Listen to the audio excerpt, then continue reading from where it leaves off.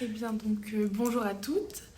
Donc, à l'occasion de la journée de la santé mentale positive, on se retrouve aujourd'hui à l'AFPA de Beaumont pour le 3e épisode de notre podcast.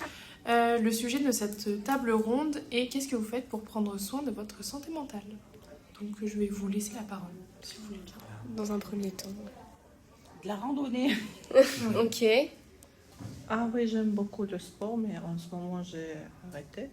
Et là, je reste avec ma famille. Ok. Je marche environ 30 minutes. Sinon, je regarde un film qui me plaît. Ok. Moi, j'essaie de m'entourer de personnes positives et ça m'arrive de faire des balades. Ok. Voilà. En fait, il y a plein de choses qu'on peut faire. Quand Oui. on ne se sent pas bien, on peut, je sais pas, La s'entourer musique. des bonnes personnes, de la musique prendre le aussi. téléphone, appeler des amis, parce qu'ici, c'est pas facile de trouver quelqu'un directement, de parler et d'être entouré. Mais moi, deux fois, je prends mon téléphone, j'appelle une amie, s'il est disponible, on papote un peu au téléphone. Et puis après, j'ajoute avec la télé, je regarde un peu la musique, un film, des randonnées. Pas des randonnées, non. Je ne fais pas vraiment les randonnées. Des promenades. Voilà. C'est toujours de la marche, c'est ça. Oui, Ouais. ça reste une activité quand même physique. C'est bien. Moi, je fais des gâteaux. Ah, c'est vrai, trop bien. Il y a de double récompense. Ça détend en cuisinant et après, c'est la récompense en mangeant. Et vous arrivez vraiment à prendre ce temps pour vous? Parce que c'est vrai que des fois dans la vie, on a plein de choses à penser, on a plein d'obligations différentes, etc. Comment vous arrivez un petit peu à balancer tout ça, justement? On va dire que maintenant, on s'oblige un peu. Ouais. Enfin, moi, personnellement, maintenant, je fais en sorte de m'obliger à plus penser à ma santé mentale. Et en même temps, le mental va avec le physique. Oui. Mais on s'oblige maintenant. Après, c'est pareil. Je peux me le permettre tout de suite parce que je ne travaille pas pour le moment. Là, je vais me reclasser, faire une formation. On en reparlera dans quelques temps lorsque j'aurai retrouvé un emploi et tout. C'est Peut-être ça. que du coup, les choses seront différentes. Oui.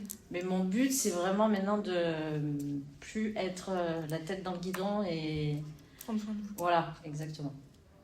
Vraiment, c'est prendre soin de soi, c'est quand même plus important dans la vie parce qu'on passe tellement de temps au travail Oui. avec du stress, avec plein de choses, plus nos soucis perso, familiaux, de la vie courante. Et des fois, on se rend plus compte et on se perd. Ouais, c'est ça. On se perd.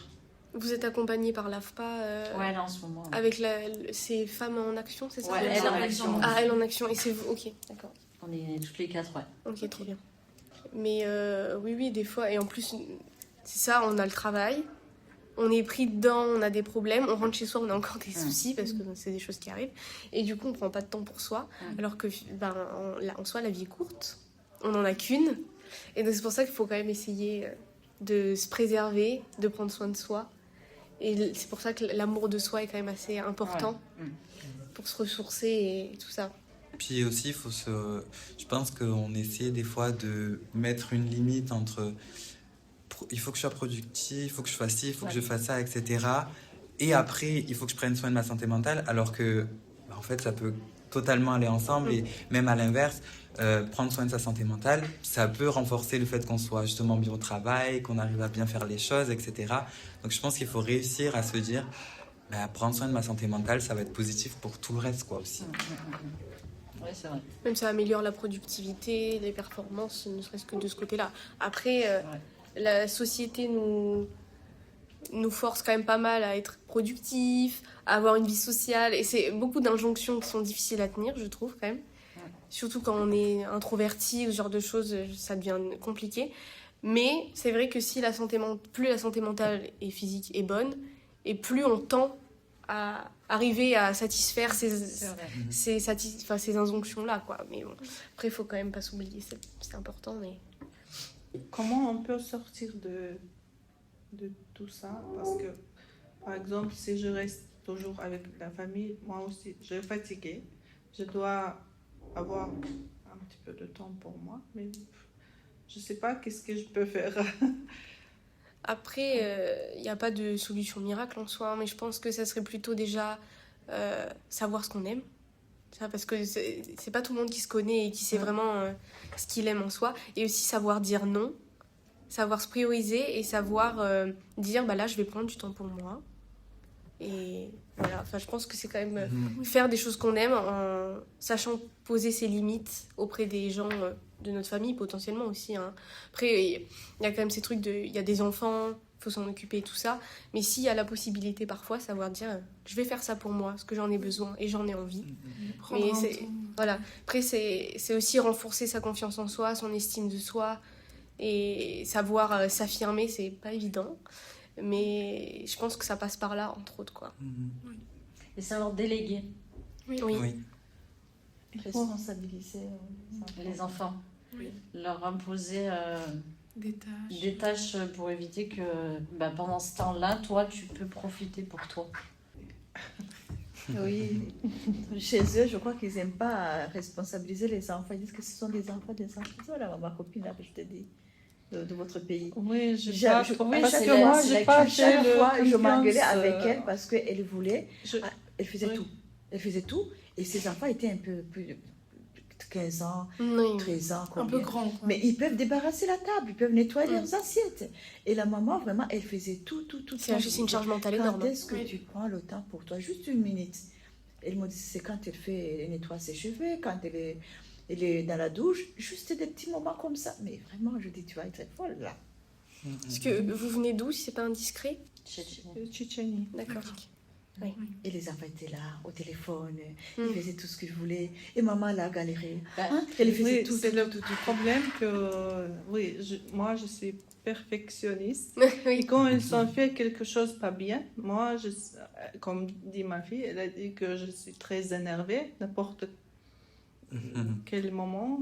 Et il faut apprendre. Oui. Oui, je vois. C'est pas simple de déléguer et de se dire Voilà. elle va le faire, même si c'est pas comme moi je voudrais. Ouais. C'est fait, et puis elle s'améliorera aussi avec le Oui. temps, elle va apprendre, etc. Mais c'est vrai que c'est pas simple de déléguer, oui, c'est vrai que c'est pas... Tu passes derrière, tu corriges. Oui, Mais au moins, mais ils ont après, fait je pense que si je trouve un travail, Il n'y aura pas le choix.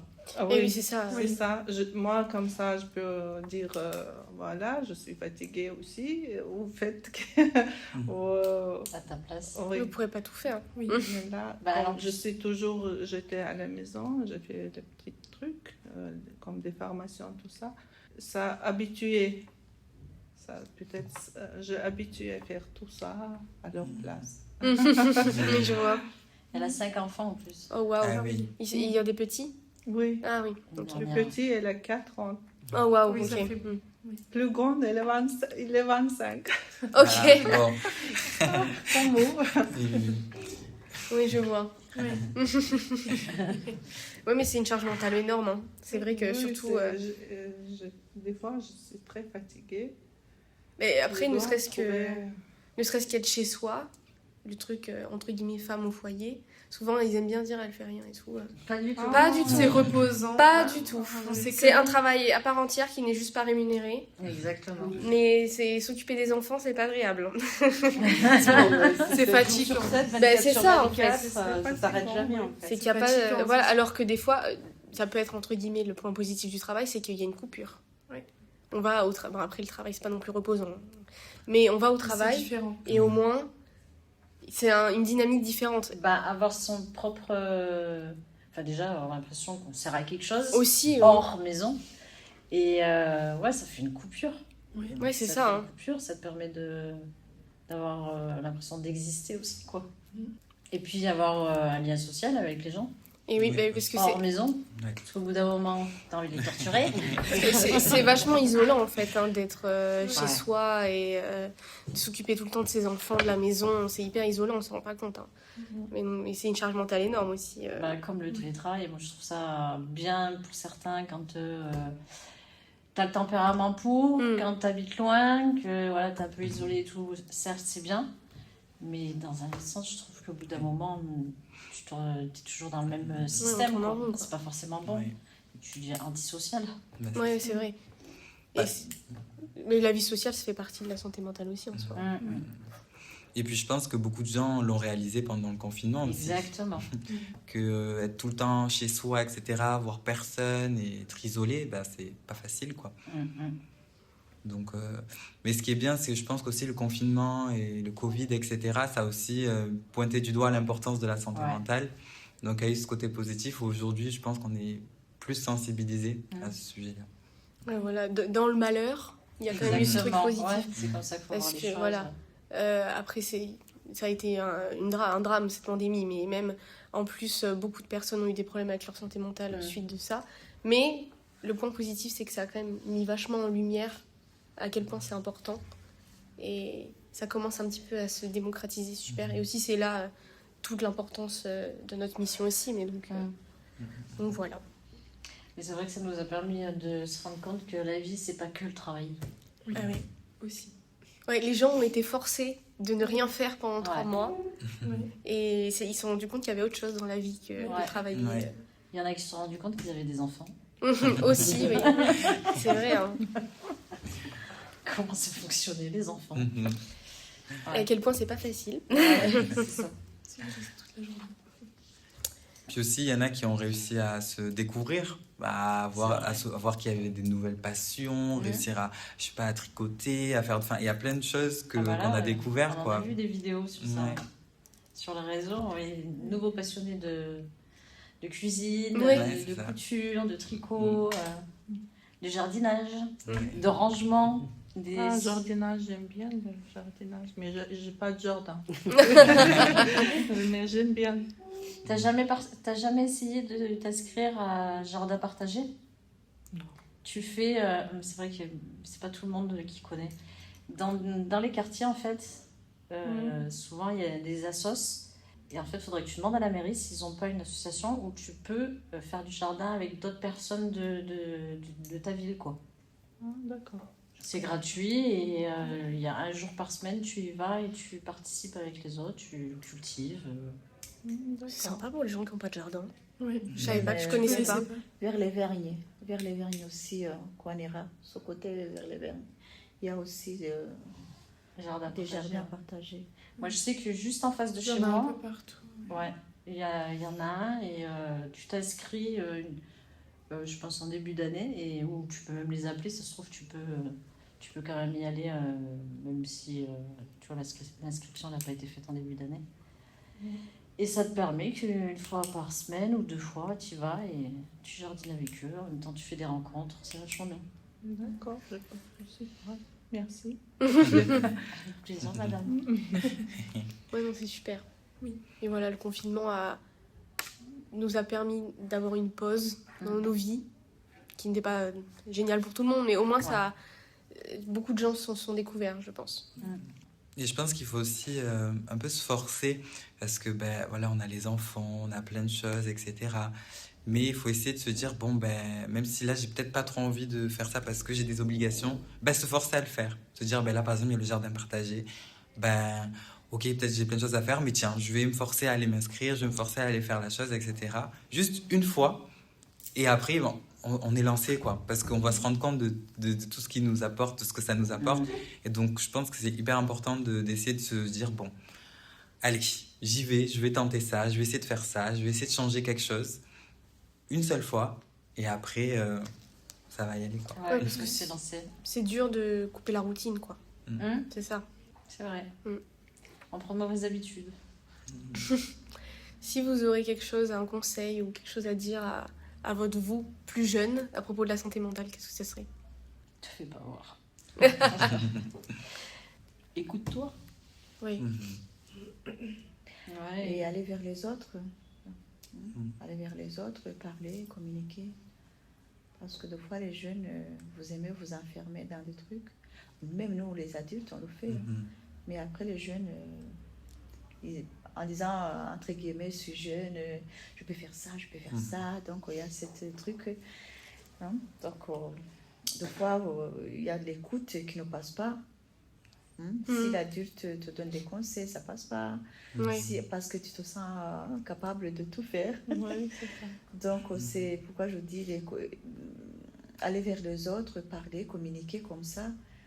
Les jeunes peuvent sentir ce que les autres sentent les adultes, un peu les plus âgés, des jeunes qui sont de leur âge, mais des personnes qui ne sont pas vraiment de leur âge, mais qui peuvent les aider à ouvrir un peu leurs esprits. Moi, je dirais écoute-toi et sois égoïste. Mhm. Oui, il faut un je peu sais pas d'égoïsme. pour toi. Hein? L'égoïsme, j'aime pas trop ce mot. Bah, en fait, faut Après, le doser. mot n'est pas... Voilà, c'est ça. Oui. Faut savoir doser en soi. Parce que c'est vrai que le mot, c'est un défaut en soi. Oui. Mais il faut savoir être un petit peu égoïste pour se prioriser, je pense. Oui. Pas non plus... Pas égocentrique. Voilà. Oui. Mhm. Voilà, c'est deux choses différentes. Dans le sens où il faut prendre soin de soi, avant de prendre soin. Oui. Surtout qu'il y a beaucoup d'injonctions à propos des femmes et des filles quand elles grandissent. Occupe-toi des autres, sois gentille, nanana. C'est un truc très féminin, je trouve. Après, les hommes ont des injonctions aussi, mais elles sont différentes. Mais du coup, les femmes ont moins tendance à prendre soin d'elles et plus à prendre soin des autres. Et c'est pour ça il faut un peu être égoïste, c'est vrai. Après, je pense que c'est pas en contradiction d'aider les autres et Ah oui, aussi non. s'aider soi. Il faut surtout juste. Et puis, surtout, je trouve que pour bien aider les autres, je pense qu'il faut déjà Mais réussir c'est ça, à bien c'est s'aider soi-même. priorise-toi d'abord Voilà, c'est ça. avant les autres. Moi, je le dis de façon que, donc, aller vers les autres pour apprendre les autres. Oui, Pour apprendre. On en a c'est besoin. enrichissant. C'est hein. on en a c'était dans besoin. cette Oui, idée-là. Mhm. Donc, pour apprendre aux autres. Parce que chez nous, il y a un petit slogan, c'est un petit proverbe qui dit que donc, si tu restes dans tes propres idées, tu n'avanceras jamais. Oui, oui. Donc, sinon, tu vas être fou. Tu peux être fou Mhm. parce que tu penses que de toi, tout tourne autour de toi. Et du coup, à la fin, tu seras fou. Oui, oui, je comprends. Donc, c'est ce qu'on disait. Donc, je disais aller vers les autres, comprendre les autres. Si tu peux apprendre des autres. Donc, c'est ça, c'était dans cette ligne-là que Ok. Ouais, de toute façon, on en a besoin pour grandir. Oui, pour grandir. Bah oui, c'est pour sûr, ouais. changer, oui. Vous voyez, quand les gens savoir vont dans les hôpitaux, par exemple, Mhm. Ouais. vous voyez les malades, comment ils souffrent. Vous voyez vraiment des corps faibles. Hein? Et là, tu étais quelqu'un de... Hein? Tu te sens quelqu'un de l'énergie, tu te sens fier de toi, tu es vraiment... Hein? Tu es sûr de toi. Et après cette visite-là, quand tu vas rentrer, tu vas dire, oh là là, je suis rien. Mon corps peut changer. Ah oui, oui. Et là, donc, c'est ce que je disais. Il faut vraiment aller vers les autres, regarder, communiquer, apprendre des autres. La société t'apprend à quoi que ça soit. Hein. Ouais, c'est sûr. Hein. Donc, aller vers les autres pour apprendre si tu peux changer, si tu peux Être bienveillant. être bienveillant. Oui, aussi. bien sûr.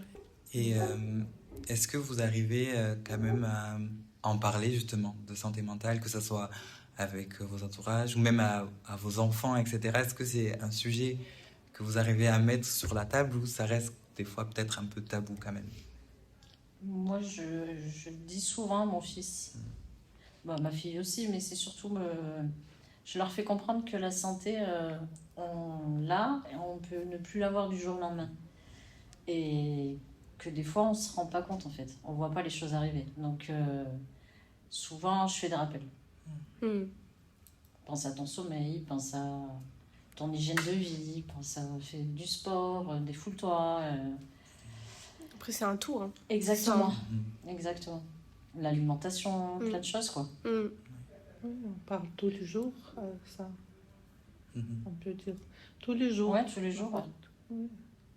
Après, c'est vrai qu'on le dit de plus en plus, notre génération à nous, je pense, Mais ça ils fait partie n'écoutent de... pas trop pour le moment.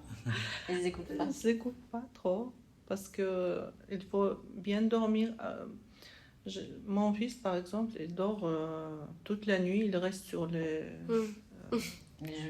jouets, il joue sur le portable. Et c'est pas bien. Il a changé la vie le jour et la nuit.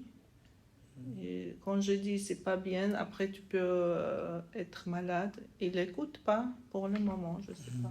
Après, je pense que ça viendra avec l'âge, mais... Il faut écouter aussi. C'est important. Il faut être honnête avec soi, Oui, avec les autres, et c'est tout. Je pense que c'est plus important. Si tu es honnête, Comme ça, tu peux trouver toutes les réponses pour ta question. Oui. Bah, je pense que On a fait le tour. ouais, on a fait le tour. Hein. Ouais. C'était hyper enrichissant, c'était super. Merci Merci. beaucoup de votre participation. Merci à vous. Vous êtes bien sympathique. Merci. Le grand sourire, ça fait du bien.